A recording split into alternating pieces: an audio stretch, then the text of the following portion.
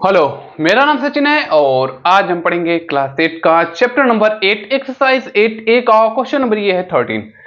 तो आइए क्वेश्चन को पढ़ते हैं, समझते हैं और सॉल्व करते हैं।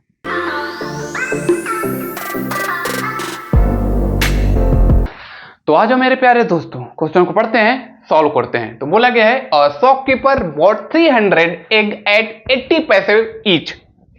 30 egg were broken in transit and then he sold the remaining egg at 1 rupee each. Find his gain or loss. मतलब ये है कि किसी दुकानदार ने 300 अंडे खरीदे, उसमें से जो है 30 अंडे फूट गए।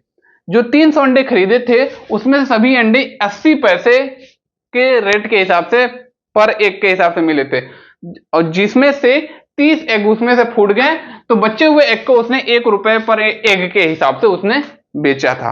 तो उसे बताना है कि फायदा हुआ या नुकसान हुआ। ठीक है, तो अब हम क्या करेंगे, हम सीधे सीधे लिखेंगे सीपी ऑफ ईच एग। ठीक है, cost price of each egg क्या होगा, 80 पैसे। ठीक है,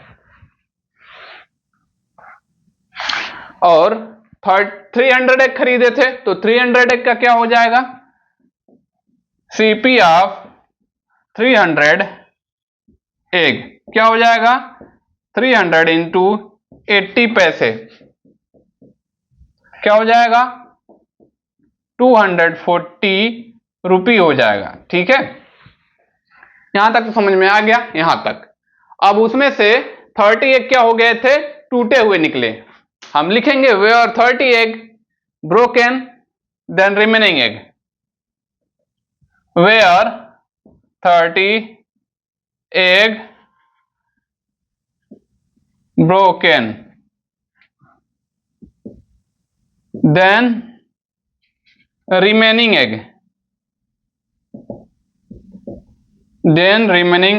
क्या हो जाएगा, 300 में से 30 एग टूटे हुए निकले तो रिमेनिंग एग में क्या हो जाएगा, 270 एग बचे रहेंगे। ठीक है, यहां तक हो गया। तो अब 30 एग जो है टूटे हुए निकलते हैं। अब उसने क्या किया, then he sold the remaining egg at 1 rupee each.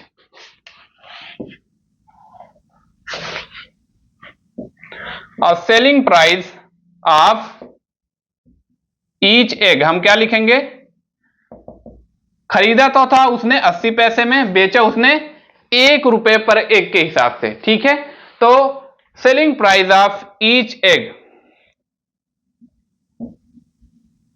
Each egg की जगह अगर हम 1 एग लिखें तो सही रहेगा। सेलिंग प्राइस ऑफ 1 एग क्या हो जाएगा, 1 रुपी, 1 रुपी, सीधे सीधे यह सिंबल लिख देते हैं। और बचा हुआ है क्या, रिमेनिंग एग क्या है, सेलिंग प्राइस ऑफ 270 एग क्या हो जाएगा, 270 इंटू 1 हो जाएगा 270 रुपीज। तो अब हमें बताना था कि उसे फाइंड हिज गेन और लॉस इन परसेंट। तो अब हम सबसे पहले हमें यह पता करना है कि उसे फायदा हुआ या नुकसान हुआ। तो उसने जो है खरीदा था अंडा, कितने रुपए में खरीदा था, 240 रुपए में खरीदा था, 270 रुपए में उसने बेचा, तो उसे क्या हुआ, 30 रुपए का फायदा हुआ। तो हम क्या लिखेंगे, यहां लिखेंगे प्रॉफिट। प्रॉफिट में हम क्या लिखेंगे, 270 माइनस 240, कितने रुपए का फायदा हुआ, 30 रुपए का फायदा हुआ। प्रॉफिट 30 रुपए का उसे फायदा हुआ।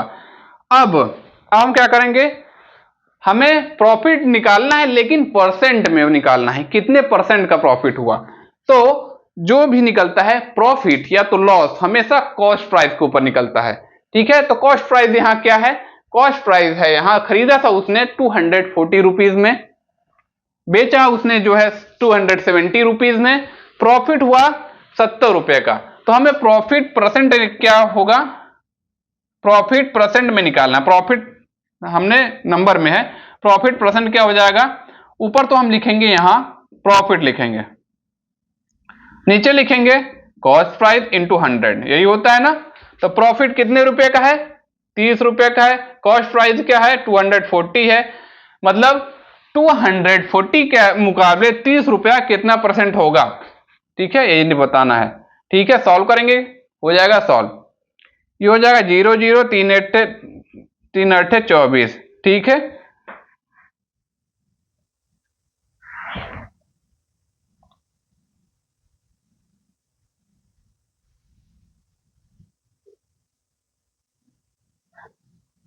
और इससे ये डिवाइड होगा, ऊपर की तरफ मल्टीप्लाई होता है, नीचे से डिवाइड होगा।